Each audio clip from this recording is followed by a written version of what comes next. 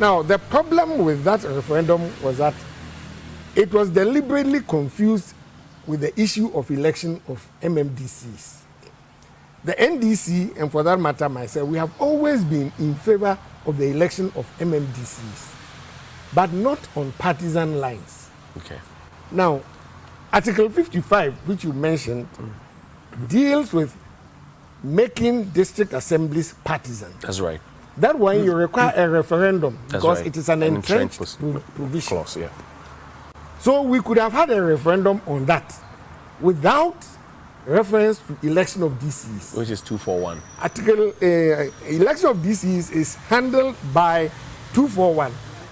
Article 241. It is not an entrenched provision. All right. All you need is 2/3 of parliament to vote for DCs to be elected. But we wanted the election to be conducted on non-partisan lines because the assemblies themselves are non-partisan. Well, the president insists that it's already happening, even though it's not been properly couched, but it's already happening. When you go, you know an assemblyman who is NDC aligned, NPP aligned. So yes, it's happening. But what is the effect? You see, our position, which the party adopted, was this. I want that we should not have a Brexit type of a referendum. Because the people of Great Britain, they went and voted to leave the EU before they started thinking about the consequences and the implications. They still haven't been able to live out of it. So our position was, let us agree on all the consequential matters. For example, I'll give you just 2 examples. Right.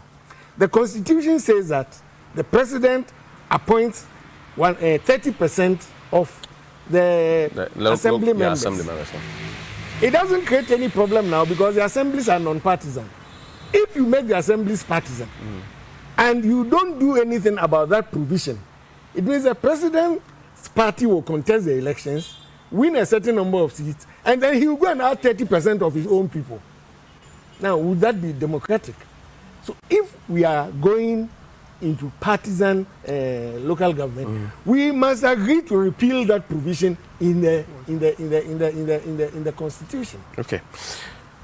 Well, I said 2 things. Yes. Another is the assemblies are non-partisan now. The district assembly unit committee elections are therefore free. It's all state-sponsored. Nobody pays anything.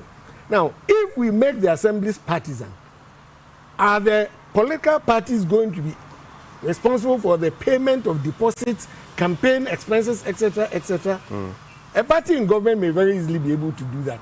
Will a party in opposition be very easily able to do that? So that provision that says that all district assembly elections and unit committee elections are free, we must agree before we go to referendum. I see. Okay. Whether when they are made partisan, the state is going to continue paying, sponsoring the assembly elections, or the parties will take responsibility. Now, these are major consequences and implications of that decision, which we had not addressed. And we were asking the president and his party to let us discuss and agree on those matters before we go to the referendum. They would not agree. And that is why we took the position that we did.